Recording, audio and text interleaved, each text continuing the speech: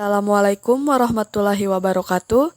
Perkenalkan, nama saya Siti Nur Kalam, Stambuk B401200013, Prodi Ilmu Pemerintahan, Fakultas Ilmu Sosial dan Ilmu Politik, Universitas Tadulako. Kali ini saya akan membahas tentang pemanasan global. Apa itu pemanasan global? Pemanasan global atau yang sering disebut dengan global warming adalah peningkatan suhu rata-rata atmosfer, laut, dan daratan bumi yang disebabkan oleh beberapa faktor penyebab. Pemanasan global diikuti dengan perubahan iklim. Dampak dari pemanasan global yang pertama adalah efek rumah kaca. Energi panas yang dipantulkan kembali ke atmosfer sebagai gelombang berupa sinar inframerah. Dalam atmosfer, sinar inframerah ini diserap oleh berbagai molekul gas, sehingga suhu atmosfer naik. Kenaikan suhu atmosfer inilah yang disebut sebagai efek rumah kaca. Penyebab pemanasan global yang kedua adalah efek umpan balik. Selain efek rumah kaca, ternyata efek umpan balik dapat juga mempengaruhi pemanasan global.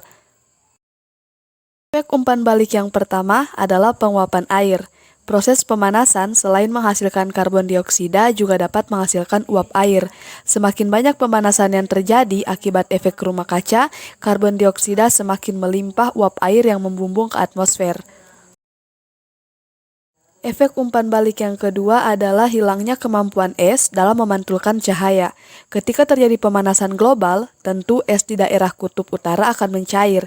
Ironisnya, semakin lama, pencairannya semakin cepat. Ketika es mencair, daratan atau air di bawahnya akan jadi terbuka. Jika ketika ditutup, eslah yang akan memantulkan cahaya. Namun, ketika daratan atau perairan sudah terbuka, maka baik daratan maupun perairan hanya akan memantulkan cahaya lebih. Sebab pemanasan global yang ketiga adalah penggundulan hutan. Penggundulan hutan mengurangi penyerapan karbon oleh pohon, menyebabkan emisi karbon bertambah besar, dan mengubah iklim mikrolokal dan siklus hidrologis sehingga mempengaruhi kesuburan tanah. 4 dampak dari pemanasan global. Yang pertama adalah iklim tidak stabil. Yang kedua, meningkatnya permukaan air laut. Yang ketiga, suhu global cenderung meningkat. Dan yang keempat, gangguan logis. Pemanasan global yang pertama adalah iklim tidak stabil.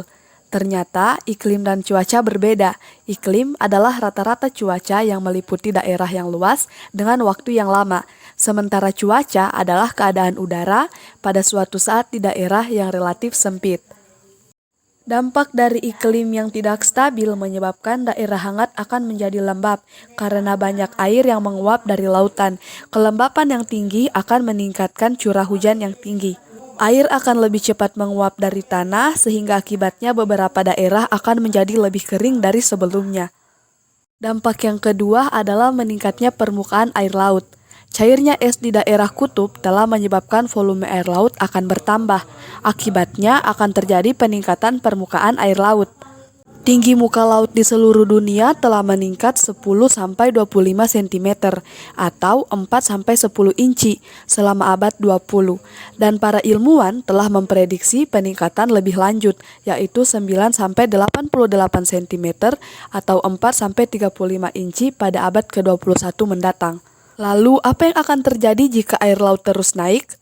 Tentu saja daerah seputaran pantai akan terendam, seperti negara Belanda yang kehilangan 17,6% daerahnya karena tenggelam oleh naiknya 100 cm permukaan air laut.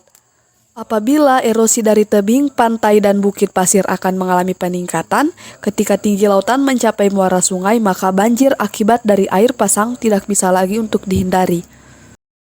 Dampak yang ketiga adalah suhu global yang cenderung meningkat. Dengan terus meningkatnya suhu global, maka dapat mengurangi jumlah pangan yang dihasilkan dari pertanian. Contohnya seperti pertanian gurun. Apabila salju akan turun di daerah gurun, maka pertanian gurun yang menggunakan air irigasi dari gunung-gunung yang jauh dapat menderita jika snowpack atau kumpulan salju yang dihasilkan musim dingin yang selama ini berfungsi sebagai reservoir alami akan mencair sebelum puncak-puncak tanaman. Efek pemanasan global ini dapat mengganggu kehidupan.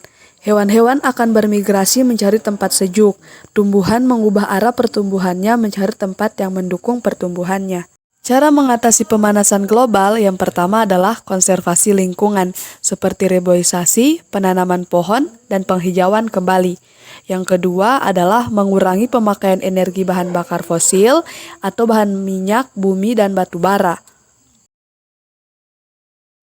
Dengan cara mengganti penggunaan energi dengan energi alternatif, yaitu energi air, energi matahari, energi angin, dan bioenergi. Yang ketiga, memberikan pemahaman dan penerapan kepada masyarakat untuk mencegah terjadinya pemanasan global. Sekian, itulah penjelasan dari saya tentang pemanasan global. Ucapkan terima kasih. Wassalamualaikum warahmatullahi wabarakatuh.